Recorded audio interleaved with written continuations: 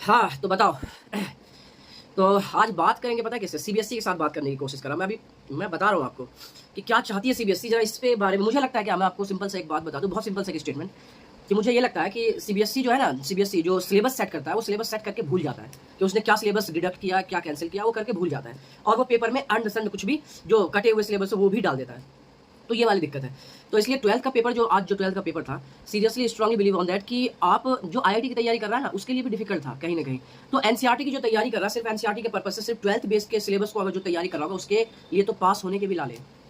मैं आपको ये इसलिए कह रहा हूँ क्योंकि मैंने क्वेश्चन पेपर को देखा है, ठीक है? मैं पिछले 5 साल से 6 साल से मैं क्लास 12th को पढ़ा रहा हूँ और मैंने एनालाइज़ किया है कि क्वेश्चन आप क्या चाहते हो? इतने सारे क्वेश्चन बुक में हैं, उसके कम से कम आप अरे कहते हैं ना कि आप बाहर से दो, बट कम से कम 60% तो आप बुक से यूज़ करो, क्योंकि बच्चों को बेस दे रखा है आपने। बच्चों को बेस दे रखा है एनसीईआरटी का सिलेबस, तो आप कहीं न कहीं उसको तो कुछ तो उसको भरोसा दो कि हाँ, एनसीईआरटी से आप पूरा अगर अच्छे से कर लेते हो, तो आप अच्छा स्कोर कर लोगे। तो ऐसा कुछ था नहीं।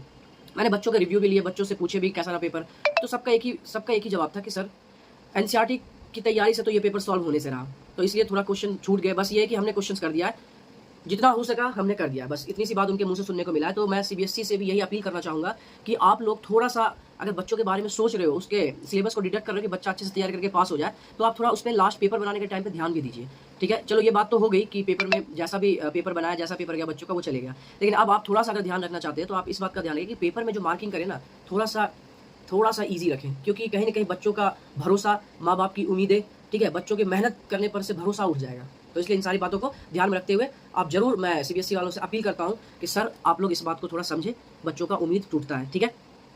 और आप लोगों को पेपर कैसा लगा मुझे कमेंट बॉक्स में ज़रूर बताएँ और उसके बाद मैं फिर वीडियो लेके आऊँगा कि आगे का क्या सीन है इसके साथ, पेपर में क्या-क्या और एक्स्ट्रा चीज़ें आई हैं, मैं उन सब पे बात करूँगा नेक्स्ट वीडियो के साथ। आप लोग अपना कमेंट में ज़रूर अपना आंसर दीजिए कि सर मेरा पेपर ऐसा गया और पूरा डिटेल बताइए, ठीक है? मिलते हैं हम नेक्स्ट वीडियो में। सीबीएसई से हम फिर बहुत सारी बातें, हम बहुत सारी अपील करेंगे, बस आप लोग जुड़े रहिए।